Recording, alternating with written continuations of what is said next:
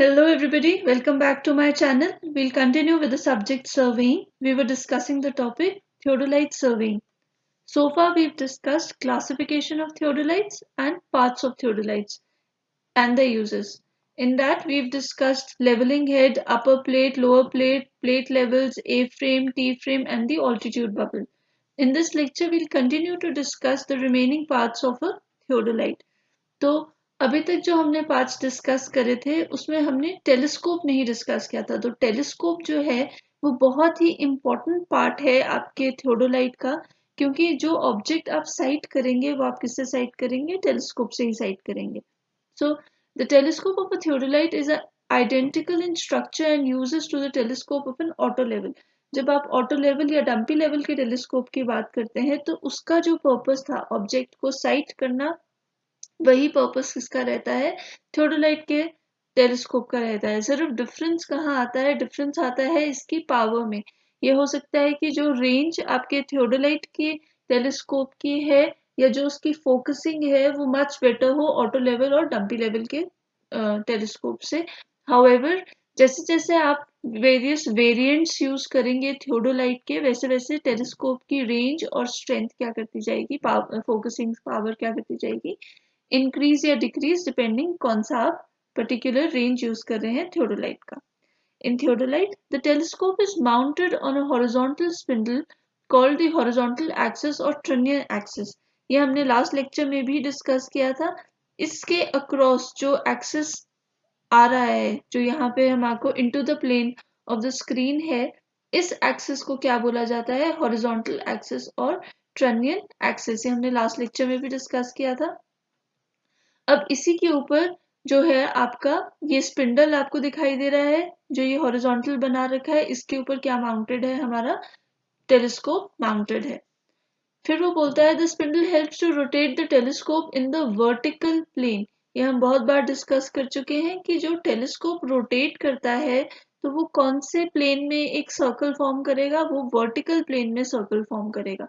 अगर हम इसको ऐसे भी रोटेट कर रहे हैं या किसी भी डायरेक्शन में रोटेट कर रहे हैं, क्लॉकवाइज एंटी क्लॉकवाइज, पर वो प्लेन कौन सा रह रहा है? वर्टिकल प्लेन रह रहा है। तो उसको रोटेट करने में कौन हेल्प करता है? उसको रोटेट करने में ये स्पिंडल हेल्प करता है। और किसके अबाउट ये रोटेट करता है?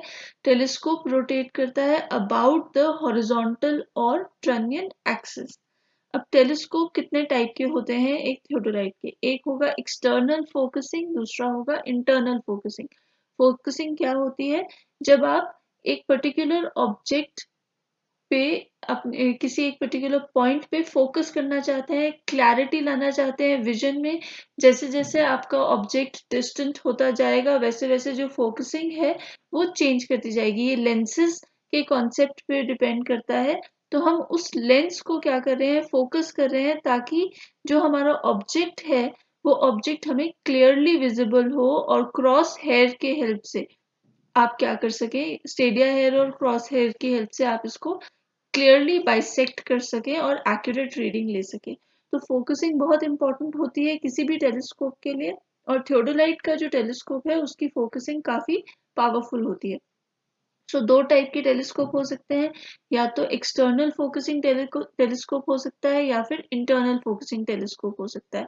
तो एक्सटर्नल फोकसिंग में जैसे नाम बता रहा है, जो फोकसिंग होगी वो एक्सटर्नली की जाएगी, और यहाँ पे जो फोकसिंग है वो कैसे की जाएगी? इंटरनली की जाएगी। तो ऑब्वियसली कम टाइम कंज्यूमिंग कौन सा होगा और इजी टू यूज कौन सा होगा? इंटरनल फोकसिंग होगा। So it is used in the modern theodolites. जो आजकल थियोडोलाइट्स बनते हैं उनमें इंटरनल फोकसिंग यूज की जाती है। पुराने जो थियोडोलाइट्स होते थे उनमें एक्सटर्नल फोकसिंग यूज की जाती थी। The horizontal axis is at right angle to the main longitudinal axis of the telescope. अब ये समझिए, अब ये कब है longitudinal axis? जब ये, अगर आप देखें तो ये हमारा जो रेड लाइन से मैं ड्रॉ कर रही हूँ ये हमारा ट्रिनियन एक्सिस है या हॉरिजॉन्टल एक्सिस है। अब अगर हम ब्लू लाइन से ड्रॉ करें तो ये हमारा लॉन्गिट्यूडनल एक्सिस है। जस्ट फॉर क्लैरिटी मैंने इसको येलो लाइन से ड्रॉ किया है। तो ये हमारा लॉन्गिट्यूडनल एक्सिस है। किसका एक्सिस है? ये टेलीस्कोप का एक्सिस है। इस पर्टिकुलर फिगर में जो आपका टेलीस्कोप है वो अपराइट है, मतलब इस डायरेक्शन में ऐसे हमने प्लेस कर रखा है, ऊपर की तरफ को प्लेस कर रखा है, तो भी जो एंगल फॉर्म हो रहा है वो एंगल कितने का फॉर्म हो रहा है, 90 डिग्री का एंगल फॉर्म हो रहा है। तो ये 90 डिग्री का जो एंगल आप फॉर्म कर रहे हैं हॉरिजॉन्टल एक्सिस और लॉन्गिट्यूडनल एक्सिस से, ये कांस्टेंट रहता है, चाहे आप अपने इस टेलीस्कोप को किसी भी डायरेक्शन में रोटेट कर लें। अगर ऐसे भी आप रोटेट कर रहे हैं तो भी जो एंगल रहेगा वो एंगल क्या रहेगा, 90 का ही रहेगा। आपने इसको रोटेट भी कर दिया तो भी जो एंगल रहेगा इनके बीच में वो 90 का ही रहेगा। सो ये इम्पोर्टेंट है कि आपका जो थियोडोलाइट जब आप परचेज करते हैं तो इसमें लॉन्गिट्यूडनल एक्सिस और हॉरिजॉन्टल एक्सिस के बीच में एंगल क्या रहे, 90 डिग्री ही रहे। जो एंगल हॉरिजॉन्टल एक्सिस के साथ चेंज हो रहा है, जो हमें विजिबल है, वो ये वाला हॉरिजॉन्टल एक्सिस है। इसके साथ आपका थियोडोलाइट एंगल चेंज कर रहा है इस पर्टिकुलर डायरेक्शन में। पर हम कौन से हॉरिजॉन्टल एक्सिस की बात करें, जो into the plane of your screen जा रहा है, इसके अंदर को जा रहा है, उसके साथ आपका ये एक्सिस हमेशा कितने डिग्री बनाएगा, 90 डिग्री ही परफॉर्म करेगा। नेक्स्ट आता है वर्टिकल सर्कल। आप ये देख सकते हैं फिगर में कि ये हमारा वर्टिकल सर्कल है। Vertical circle is attached to the trunnion और हॉरिजॉन्टल एक्सिस। जो यहाँ पे ये आपको दिखाई दे रहा है पिन, इसके अंदर प्लेन ऑफ पेपर के अंदर क्या जा रहा है, आपका ट्रिनियन एक्सिस जा रहा है, और उससे कौन अटैच्ड है, उससे हमारा वर्टिकल सर्कल अटैच्ड है। It is engraved with a scale with the help of which we read the vertical angles in degrees and minutes। तो ये क्या फॉर्म करता है, ये मेन स्केल फॉर्म करता है हमारे जो वर्टिकल एंगल हमने मेजर करने हैं उस स्केल का। तो इसी वर्टिकल सर्कल में मेन स्केल बना होता है, और उस मेन स्केल की जो रीडिंग्स हैं वो किस में डिवाइडेड होती हैं, जो ग्रेजुएशन है वो डिग्रीज और मिनट्स में डिवाइडेड होती हैं। अब वर्टिकल सर्कल, फिर पहले तो ये आपका, अगर हम ये वर्टिकल सर्कल ड्रॉ करें तो वर्टिकल सर्कल के एजेस जो है वो डिग्रीज और मिनट्स में डिवाइडेड है, और ये हमारा मेन स्केल फॉर्म करता है। अब वो बोलता है कि ये जो मेन स्केल है इसको हम 4 क्वाड्रेंट्स में डिवाइड कर देते हैं। 4 क्वाड्रेंट्स कैसे, अगर हम ड्रॉ करें तो ये इस तरीके से, मैंने 2 वर्टिकल और हॉरिजॉन्टल डायमीटर्स ड्रॉ कर दिए। तो 1 2 3 एंड 4, हमारे पास कितने क्वाड्रेंट्स बन गए, 4 क्वाड्रेंट्स बन गए। अब हर क्वाड्रेंट की रीडिंग कितने से कितने हैं, 0 से 90 के बीच में है। ये इम्पोर्टेंट है क्योंकि जब हमने हॉरिजॉन्टल एंगल मेजरमेंट करने के लिए लोअर प्लेट पड़ी थी, तो लोअर प्लेट में रीडिंग कहाँ से कहाँ तक होती थी, लोअर प्लेट में रीडिंग 0 to 360 होती थी। तो 0 to 360, पर यहाँ पे ऑल्दो सर्कल तो पूरा है पर रीडिंग कैसे ग्रेजुएटेड है, 0 डिग्री से 90 डिग्री हर क्वाड्रेंट में। तो यहाँ पे भी 0 डिग्री है और यहाँ पे क्या है, 90 डिग्री है।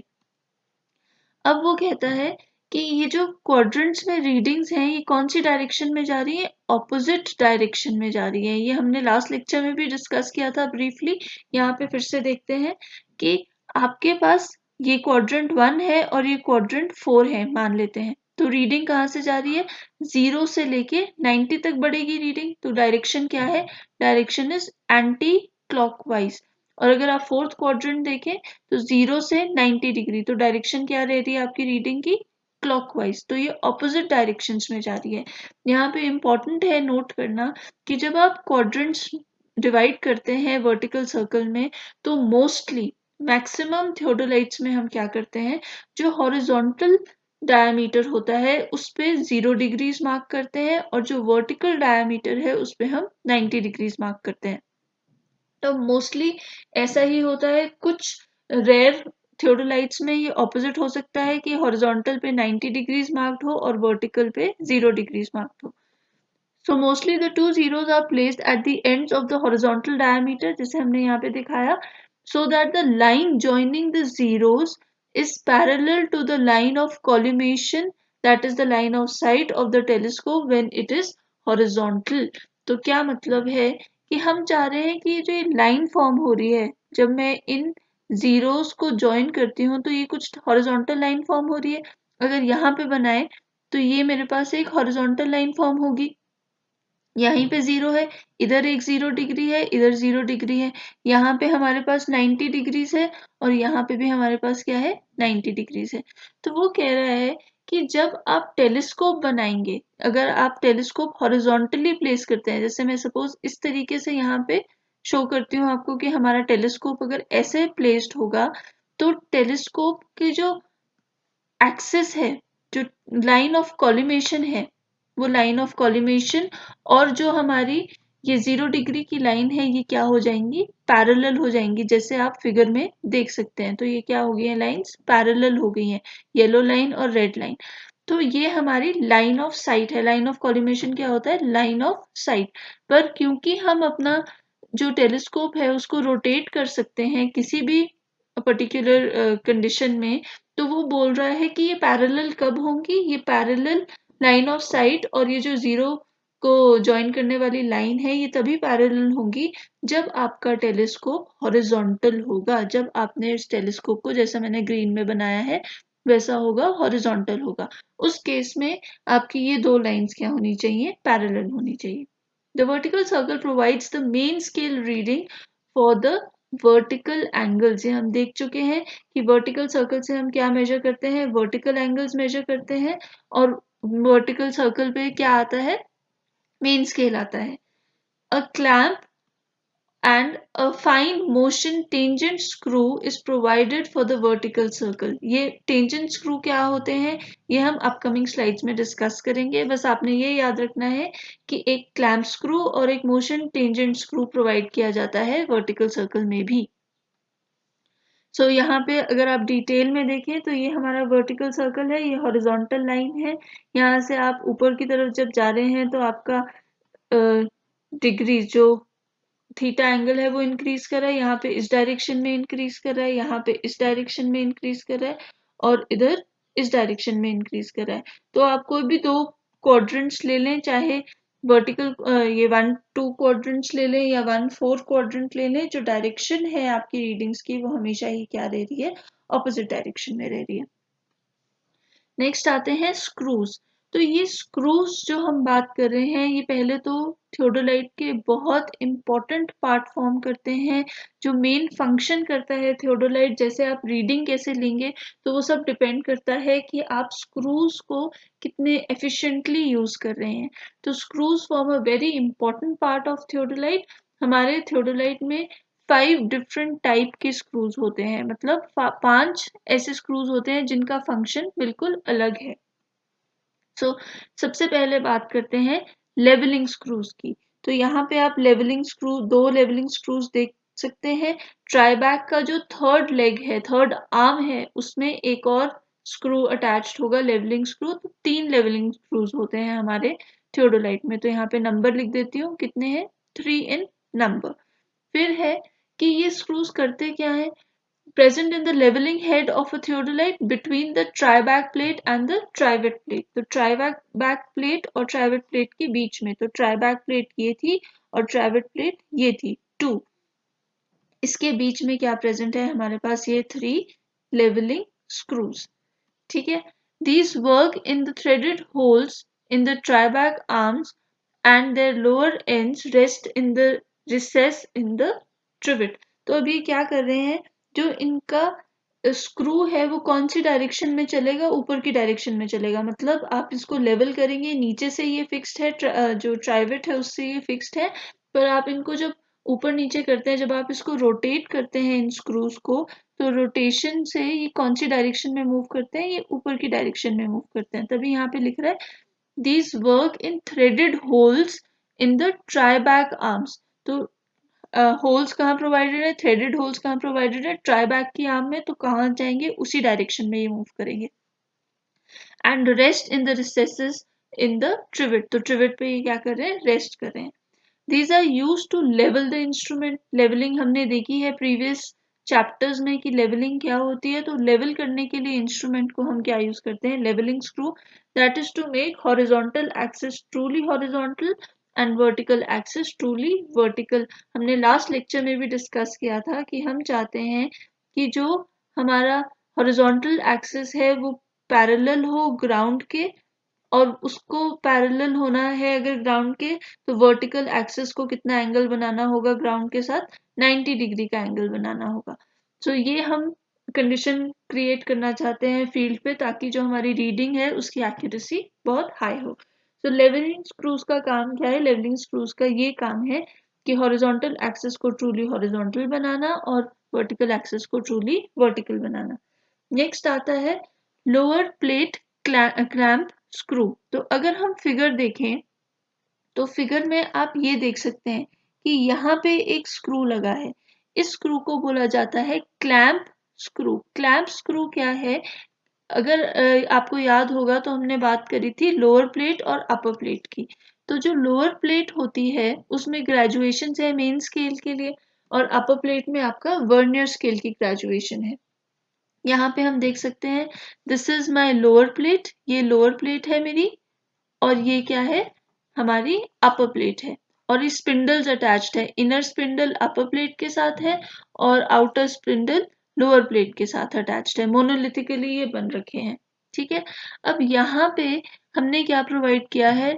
लोअर क्लैंप प्रोवाइड किया होता है और अपर क्लैंप प्रोवाइड किया होता है। लोअर क्लैंप और अपर क्लैंप क्या करता है? ये रिस्पेक्टिव प्लेट्स के साथ अटैच्ड होता है, स्पिंडल्स के साथ अटैच्ड होता है, और ये इन प्लेट्स की मूवमेंट को कंट्रोल करता है। लोअर क्लैंप किस प्लेट की मूवमेंट को कंट्रोल करेगा? लोअर प्लेट की मूवमेंट को कंट्रोल करेगा, इसीलिए इसका नाम क्या रखा गया है? Lower clamp.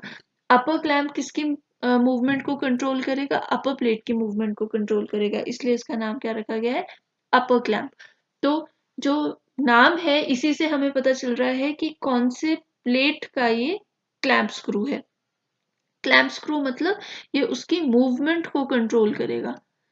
So lower plate clamp screw attach to the lower plate, जैसा मैंने अभी बताया, when it is tightened the outer spindle gets fixed. ये बहुत इंपॉर्टेंट है। जब आप इस लोअर क्लैंप को टाइट कर दोगे तो ये बाहर का जो स्पिंडल, आउटर स्पिंडल जो है, ये आउटर स्पिंडल क्या हो जाएगा? ये आउटर स्पिंडल फिक्स हो जाएगा। आउटर स्पिंडल फिक्स होने का मतलब है कि अब जो आपकी लोअर प्लेट है वो बिल्कुल भी मूवमेंट नहीं कर सकती, वो फिक्स हो चुकी है, ठीक है। So the lower plate gets fixed in the position, अब ये कोई मूवमेंट नहीं करेगी। नेक्स्ट आता है आपका अपर क्लैंप स्क्रू। तो अपर क्लैंप स्क्रू किससे अटैच्ड है? इनर स्पिंडल से अटैच्ड है। तो अब यहाँ पे आप फिगर में देख सकते हैं कि अगर मैंने लोअर क्लैंप स्क्रू फिक्स कर दिया है, टाइट कर दिया है इसको, तो मेरी जो लोअर प्लेट है वो लोअर प्लेट क्या हो जाएगी? फिक्स हो जाएगी अपनी पोजीशन में। वैसे ही अपर क्लैंप स्क्रू किससे अटैच्ड है? अपर क्लैंप स्क्रू आपके इनर स्पिंडल से अटैच्ड है, मतलब अपर प्लेट से अटैच्ड है। तो जैसे ही आप इसको टाइट करते हो, अपर क्लैंप स्क्रू को टाइट करते हो, तो आपकी अपर प्लेट क्या हो जाएगी? फिक्स हो जाएगी, और with the outer spindle, and thus the upper plate gets fixed in position. तो अपर प्लेट क्या हो जाएगी? फिक्स हो जाएगी और मूवमेंट नहीं कर सकती है। तो इसकी हेल्प से, इन दोनों स्क्रूज की हेल्प से हम रीडिंग लेते हैं। रीडिंग कैसे लेते हैं? कई बार हम चाहते हैं कि आपका अपर प्लेट मूव करे, कई बार हम चाह रहे हैं कि लोअर प्लेट मूव करे। किस कंडीशन में क्या चाहते हैं वो देखते हैं। सो यहाँ पे इनका ये बहुत इंपॉर्टेंट फंक्शन है, क्योंकि रीडिंग लेने का तरीका ही हमारे पास ये है। तो हम क्या करेंगे? अपर क्लैंप स्क्रू को आपने टाइट कर दिया, अपर क्लैंप स्क्रू टाइट हो गया, मतलब अपर प्लेट क्या हो गई? फिक्स हो गई। अपर प्लेट फिक्स हो गई, अपर प्लेट फिक्स है, और आपने क्या कर दिया? लोअर क्लैंप स्क्रू को भी टाइट कर दिया, तो लोअर प्लेट भी क्या हो गई है? फिक्स हो गया, मतलब कोई मूवमेंट नहीं हो रही है। तो सिंपली क्या हो गया है? आपका इंस्ट्रूमेंट पूरी तरीके से फिक्स हो चुका है, कोई मूवमेंट नहीं हो रही है, ना अपर प्लेट में कोई मूवमेंट हो रही है, ना लोअर प्लेट में कोई मूवमेंट हो रही है। आपने दोनों स्क्रू क्या कर दी है? टाइट कर दी है। क्लियर? इसका मतलब हॉरिजॉन्टल प्लेन में there will be no movement in the horizontal plane। तो ये हम बात करें हॉरिजॉन्टल प्लेन की, क्योंकि ये हॉरिजॉन्टल एंगल को ही मेजर करने के लिए हेल्प करती है हमारा अपर प्लेट और लोअर प्लेट। तो ऐसा नहीं है कि आप टेलीस्कोप नहीं मूव कर पाएंगे, टेलीस्कोप आप मूव कर पाएंगे, सिर्फ जो हम इसको रोटेट कर रहे थे अपने इंस्ट्रूमेंट को इस तरीके से, इस डायरेक्शन में या ऑपोजिट डायरेक्शन में, जैसे भी आप इसको रोटेट कर रहे थे वो रोटेशन अब हम नहीं कर पाएंगे, क्योंकि आपने अपर क्लैंप स्क्रू और लोअर क्लैंप स्क्रू दोनों को ही क्या कर दिया है, टाइट कर दिया है। अब आते हैं कि आपने अपर क्लैंप स्क्रू को टाइट कर दिया, मतलब आपकी अपर प्लेट क्या हो गई, अपर प्लेट फिक्स है। और लोअर जो क्लैंप स्क्रू है उसको आपने क्या कर दिया है, लूज कर दिया है। तो लूज करने का मतलब है कि लोअर प्लेट जो है, लोअर प्लेट कैन मूव, ये क्या कर सकती है, वो रोटेट कर सकती है। तो इससे क्या होगा, इससे ये होगा कि आपकी लोअर प्लेट रोटेट कर रही है, अपर प्लेट रोटेट नहीं कर सकती। लोअर प्लेट रोटेट कर रही है मतलब रीडिंग नहीं बदलेगी, रीडिंग रिमेन्स अनचेंज्ड। जो आपने रीडिंग रखी है वही रीडिंग रहेगी, क्योंकि रीडिंग कौन चेंज करता है, रीडिंग तो आपका वर्नियर स्केल चेंज करता है। जो विंडो हमें दिखती है वो कहाँ से मिलती है, वर्नियर से मिलती है, वर्नियर ए और बी से मिलेगी, वहीं पे विंडो है, वहीं से आप रीडिंग ले सकते हैं। तो क्योंकि अपर प्लेट फिक्स्ड है तो आप कुछ नहीं कर सकते, आपकी रीडिंग बदल नहीं सकती है। तो अगर आपने अपर स्क्रू टाइटन कर दिया है, पर इसमें क्या होगा कि आपका जो इंस्ट्रूमेंट है वो पूरा रोटेट कर सकता है बिना रीडिंग बदले। तो यहाँ पे ये इंपॉर्टेंट है, बिना रीडिंग बदले आपका इंस्ट्रूमेंट क्या है, हॉरिजॉन्टल प्लेन में मूवमेंट कर सकता है। तो no relative motion between the upper and lower plate occurs. तो रिलेटिव मोशन नहीं है, जब तक रिलेटिव मोशन नहीं होगा तब तक रीडिंग नहीं बदलेगी। ये हम क्यों करते हैं, ये हम जनरली इसलिए करते हैं कि मान लीजिए कि दो या तीन लोग इंस्ट्रूमेंट पे काम कर रहे हैं, स्पेशली स्टूडेंट्स जो अभी लर्निंग स्टेज में हैं। तो आपने कोई ऑब्जेक्ट साइट किया और आपने रीडिंग ले ली, reading I let's say 10 degrees 12 minutes, let's say assume कर रहे हैं हमें।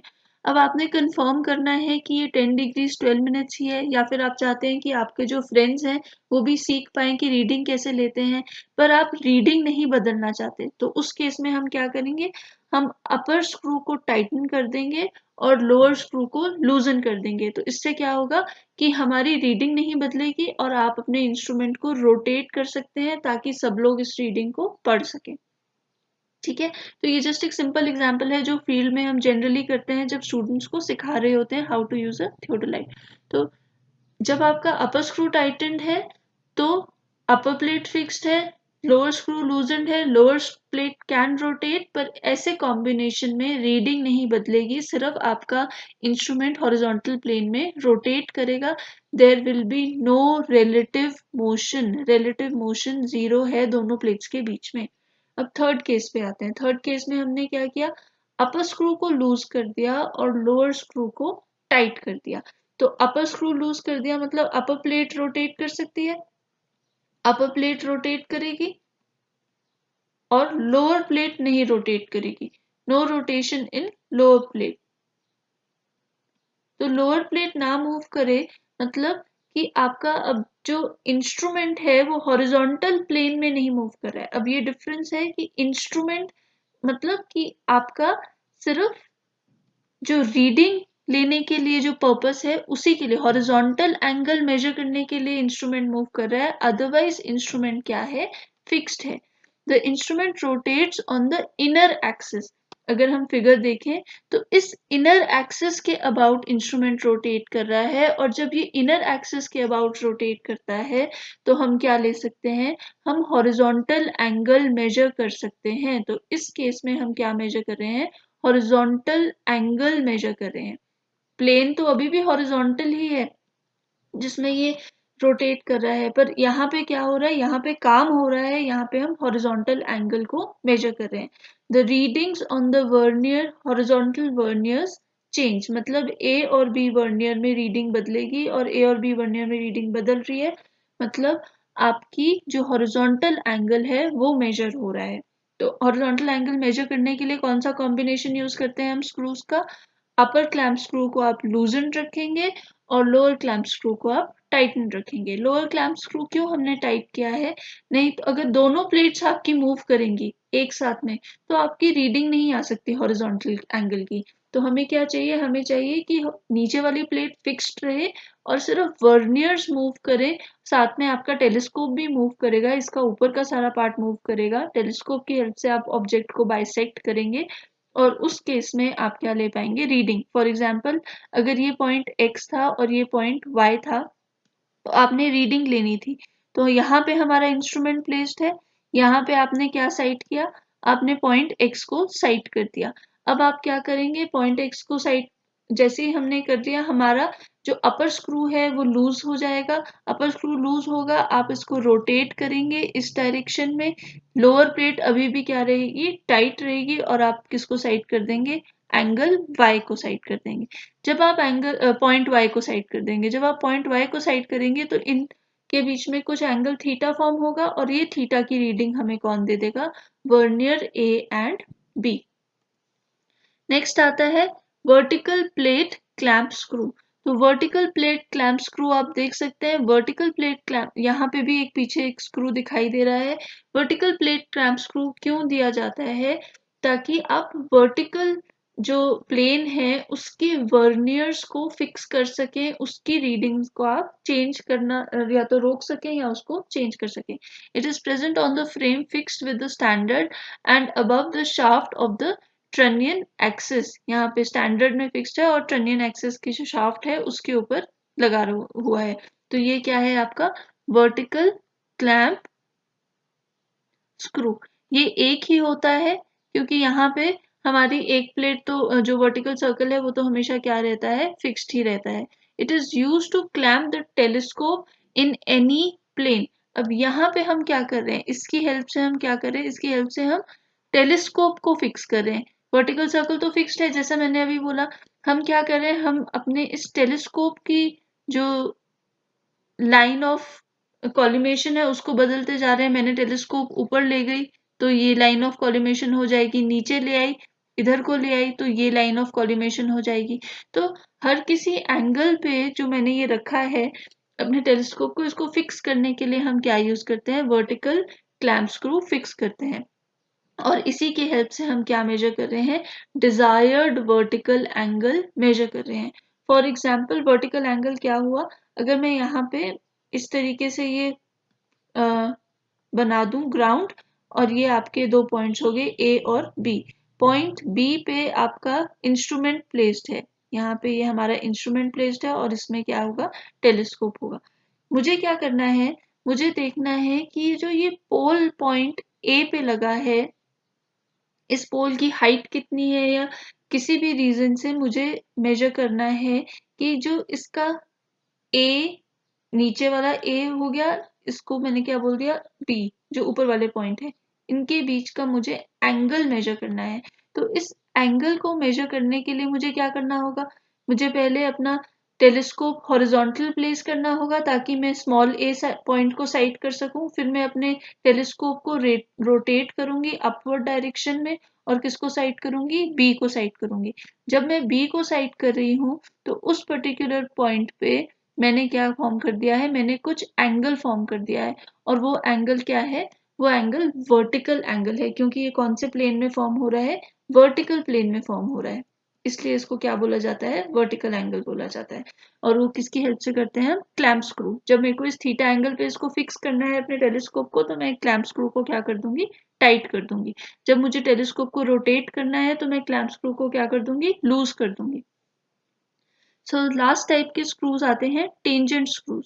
टेंजेंट स्क्रू क्या है कि हर क्लैंपिंग स्क्रू के साथ आपको क्या दिया होगा, टेंजेंट स्क्रू दिया होगा। तो हमने तीन क्लैंपिंग स्क्रूज पढ़े, एक हमने पढ़ा लोअर क्लैंप स्क्रू, दूसरा हमने पढ़ा वर्टिकल क्लैंप स्क्रू, तीसरा हमने पढ़ा सॉरी अपर क्लैंप स्क्रू, तीसरा हमने पढ़ा वर्टिकल क्लैंप स्क्रू। तो हर क्लैंप स्क्रू के साथ एक टेंजेंट स्क्रू है, तो मतलब कितने आपके पास टेंजेंट स्क्रूज हैं, तीन टेंजेंट स्क्रूज हैं। एक यहाँ पे दिख रहा है आपको, एक टेंजेंट स्क्रू आपको यहाँ दिख रहा है, और एक टेंजेंट स्क्रू पीछे आपको दिखाई दे रहा है। तो ये टेंजेंट स्क्रू क्यों होता है, ताकि बहुत फाइन मोशन जब आपने अपने इंस्ट्रूमेंट से करवाना है तो उस केस में आप क्या यूज करते हैं, टेंजेंट स्क्रू। फॉर एग्जाम्पल मेरा ये ऑब्जेक्ट था जो मैंने बाइसेक्ट करना था, पर मेरी लाइन ऑफ साइट जो है, या जहाँ पे मेरा मैं एक्चुअल में बाइसेक्शन कर रही हूँ वो कुछ इस तरीके से आ रही है। रेड डॉट मेरा दिखा रहा है कि पॉइंट है जिसको बाइसेक्ट करना है, और ये मेरा स्टेडिया हेयर या क्रॉस हेयर हमें दिखाई दे रहे हैं। तो मैं चाहती हूँ कि मेरा instrument slightly to the left move करे। अब slightly to the left move कराने के लिए बहुत कम डिस्टेंस है। अगर मैं उसको मैनुअली हाथ से मूव करती हूँ तो कई बार क्या हो रहा है कि मेरा जो इंस्ट्रूमेंट है वो इधर पहुंच जा रहा है, क्रॉस हेयर इधर आ जा रहे हैं। तो हम एक्यूरेटली इस इंस्ट्रूमेंट को अपने मोशन से नहीं रोटेट कर सकते। तो उस केस में हम क्या यूज करते हैं, जब आपको बहुत माइन्यूट डिस्टेंस कवर करना है, बहुत माइन्यूट रोटेशन देनी है अपने इंस्ट्रूमेंट को, किसी भी डायरेक्शन में डिपेंड करेगा, तो उस केस में हम क्या यूज करेंगे, टेंजेंट स्क्रूज यूज करेंगे। टेंजेंट स्क्रू क्या करेगा, आपके इंस्ट्रूमेंट को बहुत ही स्लाइट डिस्टेंस से रोटेट करेगा या मूव करेगा, और आपको हेल्प करेगा परफेक्टली जो आपके क्रॉस हेयर है उनसे बाइसेक्ट करने के लिए अपने ऑब्जेक्ट को। ठीक है, so tangent screw work only after its clamping screw has been tightened। तो ये ऐसा नहीं है कि आपने अपना clamping screw टाइट किया नहीं करा है और आप tangent screw की मदद से उसको रोटेट करना चाहते हैं।